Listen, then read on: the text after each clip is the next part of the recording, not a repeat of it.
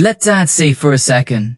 The number this video has built around isn't some arbitrary round figure we picked because it sounded catchy. It's close to the actual, real, fairly measured line that separates the top quarter of American households from everyone else. $600,000 doesn't feel like main character status. But statistically, it already puts you ahead of roughly 3 out of every 4 households in the country. And there's what makes the $1 million myth even more misleading. The jump from median to this threshold is nowhere near as large as the jump from this threshold to the next one. Getting from roughly $193,000, the middle of the pack, up to around $659,000 is largely a story of consistent saving and time in the market. Getting from there to $1 million, and then from $1 million to the truly verified brackets, requires an entirely different order of magnitude of either income, risk, or luck. In other words, the climb to $600,000 is the part almost anyone disciplined enough can realistically complete. The climb path gets progressively steeper and far less within an ordinary person's control. The problem was never that you don't have enough money. The problem is that you've been comparing yourself to an imaginary number invented by people who benefit from you never feeling like you've arrived. A financial industry built on ongoing fears needs you to always feel one milestone away from secure. A media landscape built on engagement needs a bigger number to put in a headline than the one you already have. Neither of them is lying. Exactly. They're just optimizing for something that isn't your peace of mind. So if the number itself isn't the real story, what is? It's what starts happening to your money once you cross the threshold. Because this is when money stops being something newer and starts being something that works. Here's the math, and it's simpler than people expect. Take $600,000. Investment at a reasonably conservative long-term average return of around 7% a year. That's fully $2,000 a year. Generated without a single hour of labor, without a boss, without a commute, without a performance review. Compare that to a paycheck. A paycheck requires roughly 40 hours a week, a manager approving your time off, and the direct trail of your error is the dollar. And as that requires none of that dollar, it doesn't slay. It doesn't take vacation days. It doesn't need a raise negotiated once a year. It simply compounds. Quietly in the background, whether you're awake or asleep, whether you're working hard the year or barely working at all. I guess you work for money. That's simply how it starts. There's no way around that early stage. Every dollar in those early years comes directly from your own labor, your own errors, your own limited and finite time. But eventually, if you build consistently, something flips. Money starts working for you. Not metaphorically, literally. This $42,000 a year isn't a bonus on top of your income. For a growing number of people who reach this threshold, it starts to rival their actual salary, without a single additional hour work to produce it. Picture it as hiring an employer who never asks for a raise negotiation, never calls in sick, never needs a single day of training, and never once complains about the hours. That employee is you $600,000, quietly clocking in every single day of the year, including weekends, including holidays, including the days you're too exhausted to think about money at all. And the moment that flip happens, the moment this quiet, invisible employee starts contributing meaningfully to your life, is the moment this video is actually about. There's an even more specific way to think about exactly when that flip occurs. Economists sometimes call it the crossover point, and it's more predictable than you think. Early in your financial life, your own contributions do almost all of the heavy lifting. You save $10,000 this year, and that $10,000 is responsible for nearly all of your net worth. As growth, the market will turn on such a small base barely registers. But as your asset base grows, the math widely reverses. At some point, what the market generates on your existing assets in a single year starts to away. Are you capable of lining through savings alone? A rough way to estimate when that crossover happens Take your annual savings and multiply by roughly 14. Your saving may assume a year. Your crossover points is somewhere around $120,000. The point where a typical year's market growth on your portfolio starts to pace what you could add yourself, even with disciplined saving. Push that same logic a bit further, and you land almost exactly on a number, $600,000. For many households, is rarely around when market growth in an average year meaningfully exceeds a full year of dedicated saving. Here's why this particular shift catches so many people off guard. Nothing about your daily life necessarily looks different in the years right before or after it happens. You're still checking the same account. You're still contributing the same amount every paycheck. But underneath the unchanged surface, the engine driving your growth has quite a swap from being mostly you to being mostly the market. And very few people are ever told to expect that handoff, let alone taught how to behave differently once it occurs. The hardest part of building wealth was never learning to save. It's reaching the point where your money becomes stronger than your own effort. Because after that point, the entire game changes. And most people never get properly warned about what changes with it. Which brings us to the actual dangers are. Because crossing $600,000 doesn't just change your math, it changes your psychology. And this is where most people quietly sabotage everything they've built. There are two mistakes that show up almost exactly at this stage. And both of them are more dangerous than anything that happened on the way up. The first is panic 7. Picture 美元60万 sitting in a portfolio, and the market drops 35%, which, historically, happens more often than people like to admit. That's a loss of 21万. Here's the problem. Your brain doesn't process that as an almost 35% market correction. The kind that's happened repeatedly throughout history.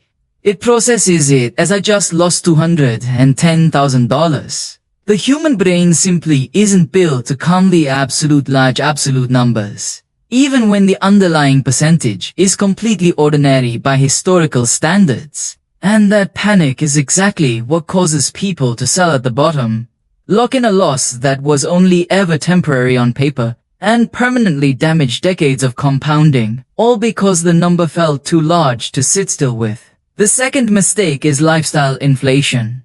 And it tends to ride quietly, disguised as the reward. You hit the milestone, and almost immediately, something in you says you want an upgrade, a nicer car, a home renovation, maybe easing off the aggressive saving red that got you here in the first place. Because, well, you've already succeeded, haven't you? Here's the trap hidden inside the thought. The exact habits that build your wealth are often the first ones to disappear. Right at the moment, you need the most to protect it.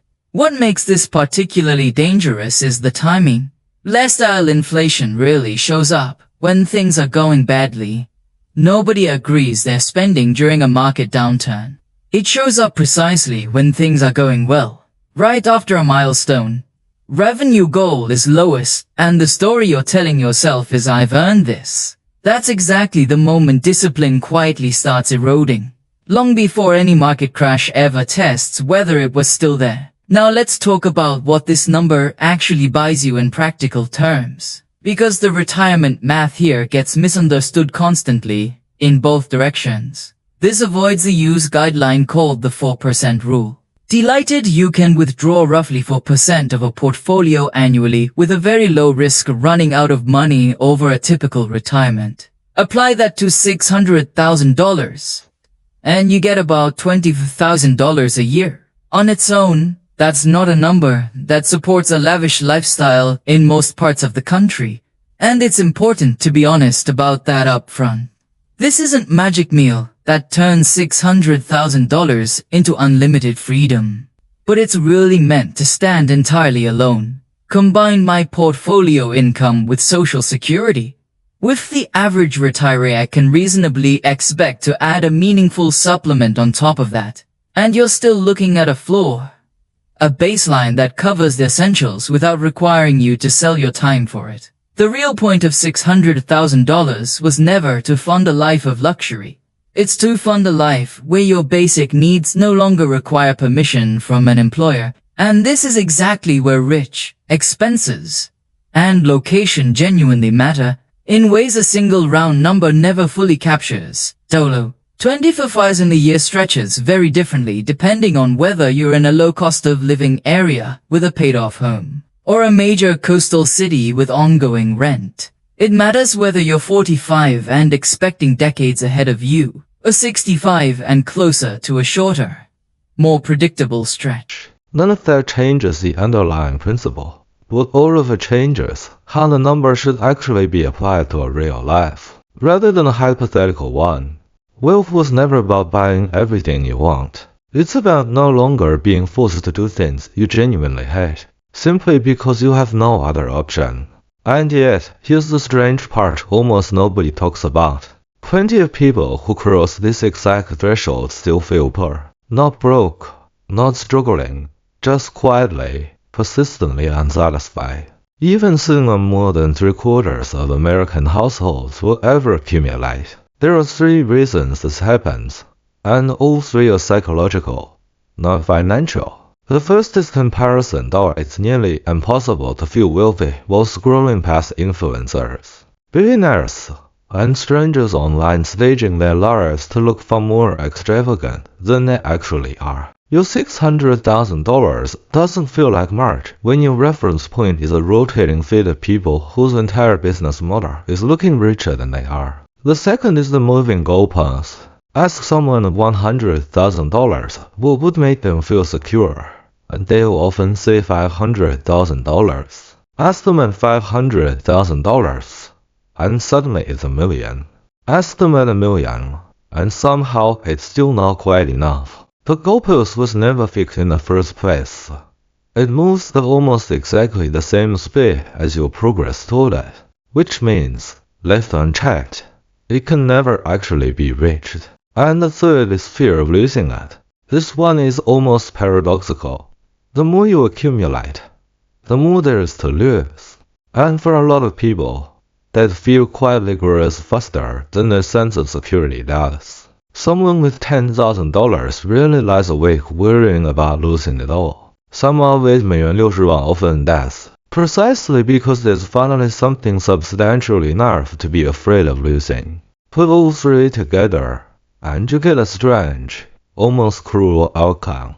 The exact milestone that was supposed to deliver peace of mind can instead deliver no, quite a form of anxiety. One nobody warns you about.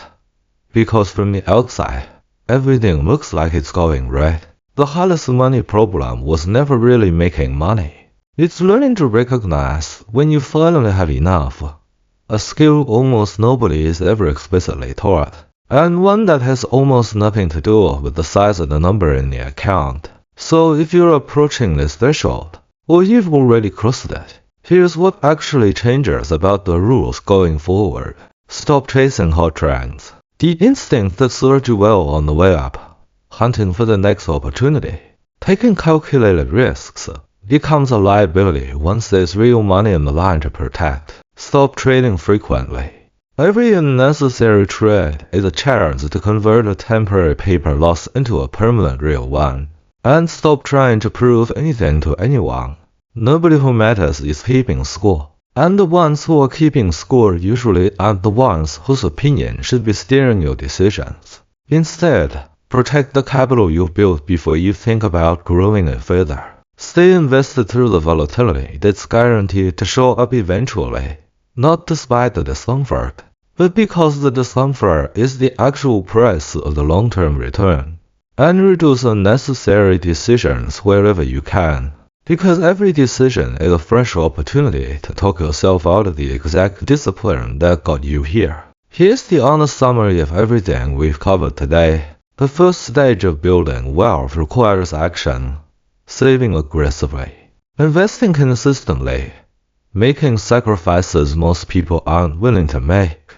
The second stage, the one that begins right around the $600,000 threshold, requires something completely different. It requires discipline, the much quieter, much less celebrated skill of doing nothing when doing nothing is exactly the right move. The person who builds wealth and the person who keeps wealth are, more often than people realize, two entirely different people. The habits that got you here won't automatically protect you once you've arrived and recognizing that difference, before the market forces you to learn it the hard way, might be the single most valuable thing this number can teach you.